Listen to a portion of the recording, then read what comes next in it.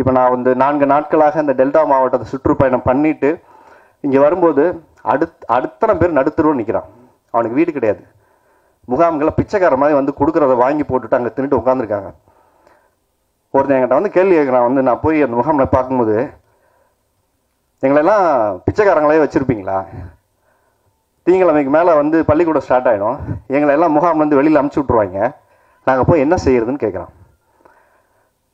இந்த நாட்டில் செலவைக்கிறத பற்றி பேசுகிறோம், சிலைக்கு செலவு பண்ணுறோம், கோயில் கட்டுறதை பற்றி பேசுகிறோம். கஜா புயலில் பாதிக்கப்பட்டவனுக்கு வீடு கட்டி கொடுக்குறத பற்றி இங்கே எவனும் பேசுகிறதே கிடையாது. ஏன்னா என்ன பண்ணுவான்? அவன் வந்து குடிசை இழந்துட்டு நடுத்தரும் நிற்கிறான். வந்து அவன் ஒரு ஹேண்டிகேப்டு, ஃபிசிக்கலி ஹேண்டிகேப்டு. எனக்கு என்ன பண்ணுறது, எங்கே போகிறேன்னே தெரிலங்கிறான். இன்னைக்கு ஒரு விவசாயி இறந்து போயிட்டாரு. சுந்தரராஜன் வீட்டுக்கு போய் நான் எங்களால் முடிஞ்ச ஒரு நிதி உதவி பண்ணிட்டு வந்தேன். அந்த 25,000 நான் கொடுத்தேன். அவர் பெரிய கோடீஸ்வரனார். நான் 25,000 கொடுக்குறனால பாரராஜா அவங்க குழுலாம் போய் 50,000 கொடுத்தாங்க. போன உயிர் வந்துருமா நான் காசு கொடுத்தனால? அந்த லேடி வந்து பேசின ஒரு வீடியோ இருக்கு, நீங்கெல்லாம் பார்த்தீங்கன்னா அப்படி கதறிடுவீங்க. அது என்ன சொல்லுது? எவனாவது வந்து உங்ககிட்ட வந்து மருந்து பாட்டில் இந்த மாதிரி பாலிடாயிலோ ஏதாவது மருந்து பாட்டில் கேட்டால் தயவு செஞ்சு கொடுத்துடாதீங்க, எங்களுக்கெல்லாம் ஃபோன் பண்ணுங்க, நல்லது கெட்டது. ஏன்னா இந்த மாதிரி சூழலில் எதுக்கு வாங்குறாங்கன்னு தெரியாது. எங்கள் அப்பாவுக்கு நடந்த நிலைமை யாருக்கு வர வேணாம் அப்படின்னு சொல்லிட்டு அந்த அம்மா இன்னொன்று சொல்லிச்சு, நீங்கள்லாம் காசு பணம்லாம் கொடுக்க வேணாம் சாமி, நீங்கள் இருக்கீங்கன்னு ஒரு வார்த்தை குரல் எங்களுக்கு கொடுங்க, அந்த தன்னம்பிக்கையிலேயாவது நாங்கள் உயிர் வாழ்வோம்னு சொல்கிறாங்க. அவங்க அப்பாவை தூக்கி கொடுத்துட்டு அந்த அம்மா அப்படி சொல்லுது. அவன் மக 2 பேரும் படிச்சிருக்கோம், ஏதாவது ஒரு வேலை கொடுங்க. ஏரோநாட்டிக்கல் இன்ஜினியரிங் படிச்சிருக்கேன், நானும் பட்டப்படி படிச்சிருக்கேன், நான் போகாத இடம் இல்லை, எனக்கு வேலை கிடைக்கல. 400 தென்னை மரம் 100 தேக்கு மரம் போச்சு. விசனப்பட்டு எங்கள் அப்பா அப்படியே சுற்றி வந்தார், மரத்தில் போய் மருந்தை குடிச்சு போயிட்டாரு. இன்னைக்கு அதே மாதிரி நெடுவாசலில் போனவர் அப்படியே வீட்டுக்கு டெய்லி வந்து பேசிட்டு போயிருக்காரு. தேக்கு மரம் போச்சு, இது போச்சு, நான் என்ன பண்ண போகிறேன் தெரியல, இந்த பிள்ளைகளை வச்சுக்கிட்டு எல்லாமே போச்சியா, நான் 30 வருஷம் பின்னாடி போயிட்டேன். உண்மையாவே தமிழ்நாடு அந்த மாவட்டத்தில் 30 வருஷம் பின்னோக்கி போயிடுச்சு. எல்லாரும் நினைச்சிட்டு இருக்காங்க அங்க போனா என்னையா, என் வீட்டில் நல்லா தானே இருக்கு, நான் வேலை பார்க்குறேன், எனக்கு மாசம் வருமானம், எனக்கு என்ன பிரச்சனை நினைச்சிட்டு இருக்கீங்க? இன்னும் ஜனவரி மாசம் தேங்காய் 400 ரூபாய்க்கு விற்கும். தேங்காய் வந்து தென்னம்புள்ளையை பத்தி யாருக்குமே சரியா புரிதல் இல்லை. தேங்காயில இருந்து தான் லாரிக் அமிலம் இருக்கு, அதுல இருந்து தான் இதயத்துக்கு வந்து மருந்து கண்டுபிடிச்சு எடுக்கிறாங்க. அது எவ்வளவு பேருக்கு தெரியும்? மொத்த டேப்லெட் விலை இன்னும் ஏறிடும், காஸ்ட்லியா. இதயத்தை கண்டுபிடிக்கிற மருந்து ஜாஸ்தி ஆயிடும் உங்களுக்கு. அதுக்கப்புறம் வாழை போச்சு, காய்கறி விலை ஏறிடும். ஆல்ரெடியாவே டீசலும் பெட்ரோலும் ஏறிக்கிட்டே இருக்கு. அப்போ நீங்கள் புரிதல் இல்லாம இங்க வீட்டுல உட்காந்துட்டு எவனுக்கு நடந்தா என்ன, என் வீட்டுல வந்தாதான் பிரச்சனை, நான் அப்பதான் குரல் கொடுப்பேன்னு உட்காந்துருந்தீங்கன்னா, சுயநலத்தோடு இன்னைக்கு ஒவ்வொருத்தரையும் நம்ம பிள்ளைகளை உருவாக்கிட்டு உட்காந்துருக்கோம். நாம் எப்படி வாழணும், நாம் எப்படி ஜெயிக்கணும், நாம வந்து எப்படி தனியா வாழணுங்கிற எண்ணத்தை மட்டும்தான் அந்த பள்ளிகள் கட்டமைச்சிட்டு இருக்கு. மிக மிக ஆபத்தான ஒரு சூழல்ல நம்ம வாழ்ந்துட்டு இருக்கோம். எல்லாரும் ரொம்ப சீக்கிரத்துல சாக போறோம்னு எனக்கு வந்து இந்த கஜா புயல் வந்ததுக்கு அப்புறம் சொன்னார். இது என்னங்க பழைய நியூஸ், பிறக்கும் போதே சாவு நிச்சயம் தானான்னு சொன்னேன். 15 வருஷத்துக்குள்ள எல்லாத்துக்கும் நடக்க போகுது, கொலையே எல்லாரும் சாக போறீங்கன்னாரு. என்னங்க அப்படி தூக்கி அதிர்ச்சியான விஷயங்கள் அப்படி போடுறீங்கன்னு கேட்கும்போது உண்மை அதுதான். நாகப்பட்டினம் பிச்சாவரத்துல இருந்து நாகப்பட்டினம் வரைக்கும் 4500 ஏக்கர் காணா போச்சு, யாருக்காவது தெரியுமான்னு கேட்டாரு. கடல்ல மூழ்கி போச்சு, யாருக்காவது உள்ள போயிடுச்சு, அது யாருக்காவது தெரியுமான்னு கேட்டாரு. அதே போன்று ராமேஸ்வரத்துல ஒரு கிராமம் வந்து உள்ள போயிடுச்சு, யாருமா தெரியுமா? இயற்கையோட சீற்றம் மாறிக்கிட்டே இருக்கு. ஒவ்வொரு நாளும் இயற்கையை சுரண்டி வாழ்ந்துட்டு இருக்கோம். போன உடனே ஒரு விவசாயி ஒருத்தன் சொல்றான், இந்த மண்ணை சுரண்டி அள்ளி வாழ்றவன் வாழ்றான், மலையை சுரண்டி வாழ்றவன் வாழ்றான், வந்து கிரானைட்டை சுரண்டி வாழ்றான், அதே மாதிரி மண்ணை குறைஞ்சு போடுறவன் கூட வாழ்றான். ஆனா இந்த மண்ணை நம்பி வாழ்ற விவசாயி இந்த உலகத்துல வாழ முடியலன்னு வந்து சொல்றான். வந்து இவங்களும் நல்லா இருக்காங்க நாட்டுல, விவசாயத்தை நம்பி வாழ்ற நான் நல்லா இல்ல அப்படிங்கிறத ஒருத்தர் சொல்றான் போயிட்டு. இப்போ இதெல்லாம் பேசும்போது என்ன சொல்லுவாங்கன்னா, நடிகர்கள் ஏன் அரசியல் பேசுறீங்க அப்படின்னு கேள்வி கேட்கிறாங்க. நடிகர்கள் நாங்க யாரும் அரசியல் பேச வரல, அரசியல் பேசவும் விரும்பல. ஆனால் அரசியல்வாதிகள் நீங்கள் உங்களுடைய கடமையை சரியா செஞ்சா எங்களுக்கெல்லாம் வேலையே கிடையாதுன்னு தான் திரும்ப நம்ம சொல்லிக்கிட்டே இருக்கோம்.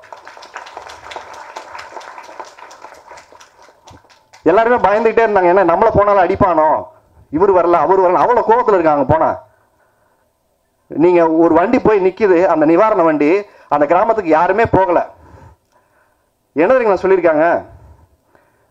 யாருமே வரல சாமி, இந்த வண்டியா போகுது, இதுக்குள்ள என்ன வச்சு என்ன கொண்டு போவீங்க, நாங்க இதுவரைக்கும் கண்ணில் பார்க்கல, 8 நாளா, திறந்தாது காட்டுங்கன்னு கேட்டிருக்காங்க. அதுக்குள்ள என்ன இருக்குன்னு எங்களுக்கு தெரியல, கொஞ்சம் திறந்தாது காட்டுங்கன்னு இருக்காங்க. இதுல என்ன ஒரு தேவைக்கு மேல என்ன ஒரு ஊரை தாண்டி போகும்போது அவங்களுக்கு கொடுத்துட்டு போகும்போது வில்லேஜ் உள்ள இன்டீரியரா இன்னும் போகவே இல்லை நிறைய இடங்கள்ல. அப்போ இவங்களுடைய வாழ்க்கையை நீங்க கட்டமைக்காம 3 மாவட்டம் இன்னைக்கு அழிஞ்சு போச்சு. இதனால என்ன நினைச்சா 3மே டெல்டா மாவட்டம். அரிசி விலை ஏறில இருந்து எல்லாமே ஏறிடும். உங்களுக்கு உங்களுடைய பொருளாதாரத்தை பாதிக்கக்கூடிய 3 மாவட்டங்கள்ல இந்த 7 மாவட்டங்கள்ல இந்த பிரச்சனை நடந்திருக்கு. அப்போ இதுக்கு நீங்க குரல் கொடுக்கல, இதுக்கு நீங்க கான்ட்ரிபியூட் பண்ணல அப்படின்னா உங்க ஒவ்வொருத்தருடைய வாழ்க்கையும் திரும்ப ஒண்ணு நடக்கும். இப்போ இனிமேல் தேசிய பேரிடர்களை நம்ம சந்திச்சுக்கிட்டே இருக்க போறோம்னு சொல்றாரு. கொலையா அள்ளி நம்ம புனக்கலை அள்ளி பார்க்க போறோங்கிறதா நமக்கு நிதர்சனமான உண்மை. இதுல 300 பேர் செத்தான், அதுல 400 பேர் செத்தான், வரதால 500 பேர் செத்தான்னு செத்துக்கிட்டே தான் வருஷம் பூரா சாவி எண்ணிக்கை தான் நம்ம அள்ளி போட போறோம். இந்த நிலைமையில நம்ம எல்லாரும் ஒன்று கூடி இதை நீங்க சரி பண்ணலாம் அப்படின்னா முன்னெச்சரிக்கை நடவடிக்கை என்பது ஒரு முகாமில் கொண்டு போய் வைக்கிறது மட்டுமல்ல, இனிமேல் நடக்காமல் இருப்பதற்கான முயற்சியை மேற்கொள்ளணும். அதை தமிழ்நாடு இமீடியட்டா கட்டமைக்க வேண்டிய கட்டத்துக்கு தள்ளப்பட்டிருக்கு. இதை நம்ம புரிஞ்சுக்கல அப்படின்னா உங்க பிள்ளைகளுக்கு முதல்ல எப்படி படிச்சு சம்பாரிச்சு எப்படி வாழ்க்கையில ஜெயிக்கணும்னு சொல்லி கொடுக்காதீங்க. இந்த இயற்கையை பாதிக்காம எப்படி நீ வாழணுங்கிறத முதல்ல சொல்லி கொடுங்க. ஏன்னா இயற்கை தான் இறைவன் என்பதை நம்ம மறந்து நம்ம போறதுனாலதான் மண்ணை அள்ளி வாழ்றோம், மண்ணை நம்பி வாழ்றோங்கிறத மறந்து போயிட்டோம். அப்போ நாம மண்ணுக்குள்ள போறதுக்கு முன்னாடி இந்த மண்ணை பாதுகாக்கல அப்படின்னா அது நம்ம போறதுக்கு முன்னாடி நம்மளை மூடி நம்ம எல்லாரையும் சாவடிச்சிருங்கிறதா இந்த நிதர்சனமான உண்மை. அடுத்த தலைமுறைக்கு நீங்க ஏதாவது செய்யணும், நீங்க ஏதாவது பண்ணணும்னு நினைச்சீங்கன்னா இன்னைக்கு கூட ஒரு வீடியோ காலையில ஒரு வீடியோ வந்தது. புதுச்சேரியில இருந்து இங்கிலாந்துக்காரன், இங்கிலாந்துல இருந்து அவர் புதுச்சேரி விவசாயம் பண்ணி இயற்கை விவசாயம் பண்ணிட்டு இருக்கான். அவன் சொல்றான், இங்கிலாந்துல என்னுடைய கலாச்சாரம் ஃபுட்பாலு பீரு, தமிழனுக்கு மட்டும்தான் கலாச்சாரம் இருக்கு, உணவு கலாச்சாரம் இருக்கு, பாரம்பரியம் இருக்குங்கிற அவன். தினமலர்ல அந்த வீடியோ இன்னைக்கு எல்லாருக்கும் வைரலா போயிட்டு இருக்கு. அவன் சொல்றான், உங்ககிட்ட தான் கலாச்சார உணவுங்கிறது ஒருத்தனுடைய அடிப்படையாக அவன் ரத்தத்துல ஊர்னது ஒண்ணு. எங்க கிட்ட எல்லாம் இல்ல, எங்கிட்ட ஃபுட்பால் பீர் தான் இருக்கு, உங்ககிட்ட மட்டும் தான் அத்தனை இருக்கு. ஆனா நீங்க இதெல்லாம் மறந்துட்டு இன்னொன்னு போய் நீங்க சாப்பிட்டுட்டு இருக்கீங்க. கீரையில் என்ன இருக்கு, நீங்க பழங்கள் என்ன இருக்கு, இந்த மண்ணை நீங்க பாதுகாக்கல அப்படின்னா மொத்தத்தை இழந்துட்டு நம்ம உட்காந்துருக்க வேண்டியதான். நார்த் அமெரிக்கால இன்னைக்கு கொசு வந்துருச்சு. முன்னாடி எல்லாம் அந்த குளிர் பிரதேசம், இப்போ உஷ்ணம் ஏறிக்கிட்டே இருக்கு, அங்கேயும் கொசு வந்துருச்சு. இன்னைக்கு டெங்குல எவ்வளவு பேர் செத்துருக்காங்கிற எண்ணிக்கை இருக்கு பாத்தீங்களா. இதுக்கு காரணம் இயற்கை சீற்றம் தான். இயற்கை நம்ம சரியாக பாதுகாக்காத சூழல் தான் இந்த உலக பிரச்சனைக்கு காரணம். அதனால நீங்க ஏதோ இங்க இருந்து பணத்தை கொடுத்துட்டா எல்லாரும் பணத்தை அறிவிச்சோம், 25 லட்சம் கொடுத்தோம், 50 லட்சம் கொடுத்தோம், நான் 1 கோடி கொடுத்துட்டேன், ஓகே கொடுத்துட்டீங்க, அடுத்து அதான் கடமையா? அவன் கேட்கறான் ஏன்டா, யோ உங்க படத்தெல்லாம் நாங்க உட்காந்து காசு கொடுத்து தேட்டர் பாக்குறோம். அவன் கேட்கறான், ஏன் நடிகனை மட்டும் அந்த கேள்வி கேட்கற. நிறைய பேர் கேட்டாங்க நடிகர்கள் யாருமே போகல, ஏன் அதை செய்யலைங்கிற கேள்வி வரும்போது முக்கியமான ஒரு விஷயம் சொல்றான். அரசியல்வாதிகளும் நடிகர் தான் மக்கள்கிட்ட பணம் வாங்கி நம்மளாம் சம்பளமா வாங்கி வாழ்ந்துட்டு இருக்கோம். அதனாலதான் முதல் கேள்வி அவன் அரசியல்வாதிக்கு அப்புறம் நடிகர்கிட்ட கேட்கறாங்கிறதா ரொம்ப முக்கியமான கேள்வி. நாங்களே உங்களுக்கு காசு கொடுக்குறோம், அதுக்கப்புறம் தான் நீங்க பெரிய ஹீரோ, நீங்க பெரிய சம்பளத்துல இருக்கீங்க. அங்கிருந்து உட்கார்ந்து அறிவிச்சிட்டீங்கன்னா அங்க போய் அந்த மக்களை பார்த்து நீங்க ஆறுதல் சொல்றது கூட தயாரா இல்லையாங்கிற கேள்விதான் அவன் கேட்கறான். ஸோ அரசியல்வாதிகள் அனைவரும் உங்களுடைய ஈகோக்களை கலந்து விட்டு நீங்க ஒற்றுமையா இருந்து மொத்த தமிழ்நாடும் சேர்ந்து இந்த டெல்டாவை கட்ட அமைக்கலைன்னா இன்னைக்கு விழுந்த இந்த 3 பணம்ல ஒவ்வொரு நாளும் இந்த விவசாயி தற்கொலை நோக்கி நீங்க போய்கிட்டே தான் இருக்க போறான். அவன் தற்கொலை பண்ண உங்களுடைய பொருளாதாரமும் உங்களுடைய வாழ்க்கை தரமும் நீங்க சாப்பிட்ற உணவின் தரமும் ஒவ்வொரு நாளும் கீழே போயிட்டே போகுது. உங்க குழந்தைகள் ஆரோக்கியமான உணவு கிடைக்கவே கிடைக்காது. இப்போவே 99% பாய்ச்சல் தான் நம்ம சாப்பிட்டு இருக்கோம். அதனால டெல்டாவை கட்டமைப்பதில் மொத்த தமிழகமும் ஒருங்கிணைக்கணும். தயவு செஞ்சு உங்களோட குரலை ஓங்கி ஒழிச்சு அந்த மக்களுக்கு நான் இருக்கேன்டா, நீ சாவாதடா, தென்னம்புள்ள தானே போச்சு, மொத்தத்துல தமிழ்நாட்டில் இத்தனை பிள்ளைகள் நாங்க இருந்து அந்த விவசாயிகளை காப்பாற்றுவோன்னு ஒரு குரலை நீங்க சொல்லுங்க. அது போதும் தான் அவன் எதிர்பார்க்கிறான். ஏன்னா நம்ம வச்ச மரம் தான், ஆனா அது இன்னைக்கு விழுந்துருச்சுன்னு கவலையில் இருக்கான். ஆனா நீங்க தன்னம்பிக்கை கொடுக்கறதுங்கிறது அங்க இல்ல. அதனால இந்த டெல்டா மாவட்டத்துக்கு நம்ம வைக்கக்கூடிய அரசாங்கத்துக்கு கோரிக்கை, இறந்தவர்கள் குடும்பத்துக்கு வேலை கொடுக்கறதுக்கான ஒரு முயற்சியை மேற்கொள்ளுங்க. அதே போன்ற நிவாரணங்களை சீக்கிரம் தயவு செஞ்சு அறிவிங்க. அந்த நிவாரணங்கள் என்னவா இருக்கு அப்படின்னா ஒவ்வொரு வருடத்திற்கும் அந்த தென்னை விவசாயிகளுக்கான இழப்பீடுகளை கொடுக்க வேண்டும். பிரிச்சு பிரிச்சு கொடுங்க. ஏன்னா ஒரு தென்னை மரம் இன்னைக்கு விழுந்து போச்சு, திருப்ப நான் காப்பு எடுக்கணும்னா 10 வருஷம் ஆகுங்கிறான். என் வாழ்க்கையே பின்னாடி போயிடுச்சுங்கிறான். நிறைய பேர் தென்னம்பழம் வைக்கிறது முடிஞ்சு போச்சு, இனிமேல் வச்சு நான் எங்க செத்ததுக்கு அப்புறம் என் தென்னை மரம் வரது எதுக்கு ஆச்சுங்கிறான். அதனால அடுத்த கட்டத்துக்கு அந்த மக்களுடைய வாழ்வாதாரத்தை நம்ம வந்து அடுத்த கட்டத்துக்கு நகர்த்தணும் அப்படின்னா நாமெல்லாம் ஒற்றுமையா இருந்து செயல்படணும். அதே மாதிரி அரசாங்கத்துக்கு வைக்கக்கூடிய தேசிய பேரிடராக அறிவிச்சு அந்த மக்களை தயவு செஞ்சு காப்பாத்துங்க.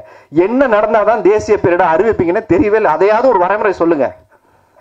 ஏன்னா எத்தனை புயல் வந்தாலும் நாங்கள் எதிர்கொள்வோம்ங்கிறீங்க. தமிழ்நாட்டில் புயல்ல வந்து எல்லாத்தையும் தூக்கி கொடுத்துட்டு புயலை எதிர்கொள்றதுக்காக நம்ம இருக்கோம். இங்க வந்து எல்லாம் சாவ கொடுத்துட்டு இருக்கிறதுக்கு புயல் வராமல் இருப்பதற்கு எப்படி என்பதை எதிர்கொள்றதுக்கு தமிழ்நாடு தயாரா இருக்குன்னு சொல்லுங்க. அதுதான் உண்மையான ஆரோக்கியமான வளர்ச்சி.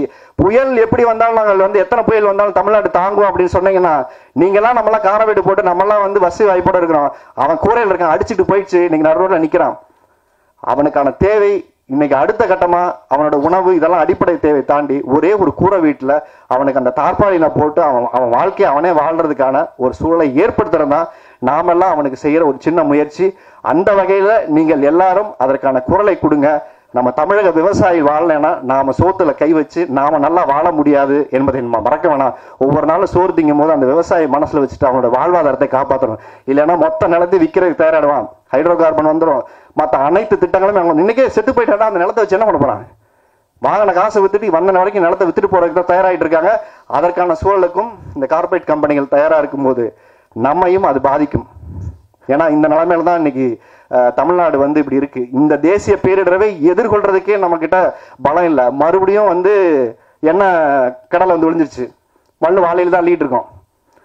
ஸோ இந்த சூழல்ல தான் நமக்கு அணுமின் வச்சிருக்கோம், எல்லாத்தையும் வச்சிருக்கோம். இதற்கான முறையான பாதுகாப்பான அம்சங்களை தமிழ்நாடு கட்டமைக்கவில்லை என்றால் தமிழ்நாடு இன்னும் பேரழிவுகளை சந்திக்க நேரிடும்.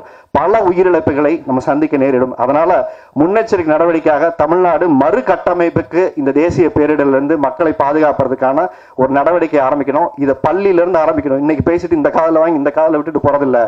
உங்க பள்ளி குழந்தைகள் இருந்து அவனுடைய பாடத்திட்டத்துல ஆரம்பிக்கணும். ஏன்னா நான் போனோன்னு ஒருத்தர் சொன்னாரு, இதே ஜப்பானா இருந்தா நேரம்லாம் கூட்டி முழுகி பாருங்க அவங்க ஃபுட்பால் மேட்ச் வந்து ரொம்ப கிளீனா வச்சுட்டு போனாங்க அப்படின்னு சொன்னாரு. எனக்கு செம காண்டாயிடுச்சு. யோ ஜப்பான்ல ஸ்கூல்ல இருந்து சொல்லி கொடுக்குறான். அவன் டாய்லெட் அவன் கிளீன் பண்ணணும், அவனோட துணிமணி அவன் துவைக்கணும், அவன் வாழ்க்கை எப்படி வாழணும்னு. இங்கே ஸ்கூல்ல என்ன இருக்கு? ஸ்கூல் வியாபாரமாக்கி நீ எப்படி வாழணுங்கிறது மட்டும் தான் அவன் சொல்லி கொடுக்குறான். இந்த நாட்டை எப்படி பாதுகாக்கணும் அவன் சொல்லி கொடுக்கறது இல்லைங்கிறத சொல்லியாச்சு. அதனால நாம வந்து ஒரு சமுதாயத்தை கட்டமைக்கணும். பள்ளி அடுத்த தலைமுறையிலிருந்து நீங்க சொல்லி ஆரம்பிங்க. நீங்க அதை ஆரம்பிக்காம சுயநலமா மட்டும் உங்க பிள்ளைகளை நீங்க வளர்த்தீங்கன்னா திருப்பும் செயின் மாதிரி அது உங்க பிள்ளைகளையே பாதிக்கும். அதனால நம்மளுடைய குரலை இந்த டெல்டா மக்களுக்காக கொடுத்து இந்த மக்களை மீட்டெடுக்கும் ஒரு முயற்சியை மேற்கொள்வோம். நன்றி.